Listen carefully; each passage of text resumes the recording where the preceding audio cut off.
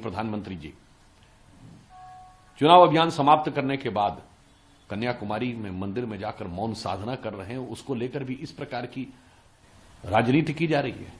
मुझे समझ में नहीं आता है कि हिंदू धर्म संस्कृति के प्रतीकों से, तीर्थ स्थलों से, मंदिरों से आपके मन में जितना भी अवमानना हो, वैमनस्य हो, विद्वेष हो, पर क्या मौन साधना करने के प्रति भी आपके मन में कितना विद्वेष भरा हुआ है?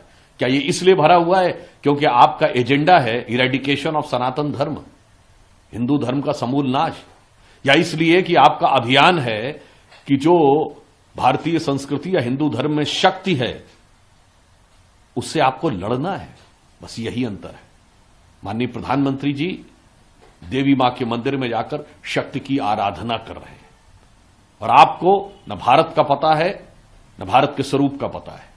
जिस क्षण वो जाकर कन्याकुमारी के उस मंदिर में श्रद्धा से, शुद्ध अंतःकरण से देवी की आराधना करते हैं तो उस क्षण कोई भी भारतीय किसी भी कोने में जाकर यदि देवी की आराधना करे तो स्वतः उसका भाव उत्तर में वैष्णो देवी, पश्चिम में मुंबा देवी, पूर्व में कामाख्या देवी, त्रिपुर सुंदरी या कोलकाता की काली मां या विंध्यवासिनी जी से जुड़ जाता है।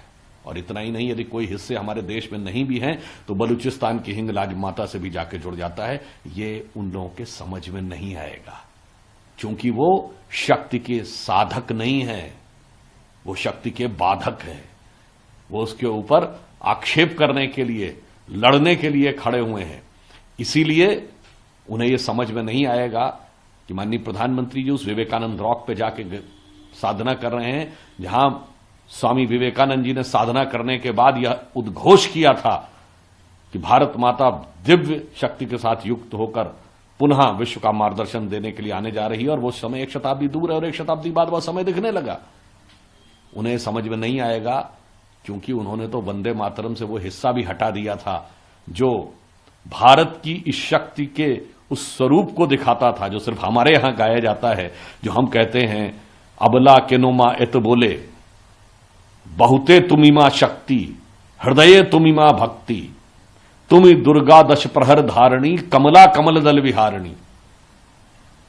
तो वो दुर्गा के रूप में कमल के ऊपर विराजमान मां है, आपको वो समझ में नहीं आएगा।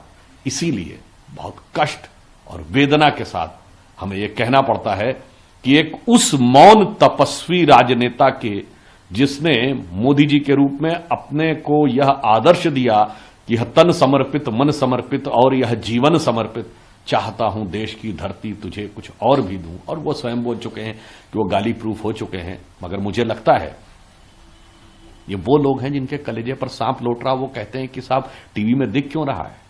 यानी कभी इस बात का बुरा नहीं लगा कि जब वो रोजा अफ्तार की दावत करते थे तो ना बुलाने वाला रोजादार होता था, न आने वाला रोजेदार होता था, न खाने वाला रोजेदार होता था, उसके बाद भी जम के प्रचार होता था। खामखा का रोजा अफ्तार होता था और खामखा का प्रचार होता था, मगर इसको लेकर उनके दिल में जरा भी सवाल नहीं उठता था। और मैं पुनः कहना चाहूंगा, आज प्रधानमंत्री जी की इस मौन साधना का विरोध वो लोग कर रहे हैं जिनकी 3 पीढ़ियों ने जाके बाबर की कब्र के ऊपर मौन श्रद्धांजलि दी है। 1959 जवाहरलाल नेहरू, 1968 इंदिरा गांधी जी, 2005 राहुल गांधी अलॉन्ग विद मनमोहन सिंह, जिनको बाबर की कब्र पे जाकर सर झुकाकर श्रद्धांजलि देने में शर्म नहीं आई, उन जिनको इस प्रकार के धार्मिक आयोजनों का प्रचार करने में शर्म नहीं आई, वो आज एक मौन साधना करने वाले प्रधानमंत्री के ऊपर इस प्रकार की जो आलोचना कर रहे हैं वो बहुत दुखद और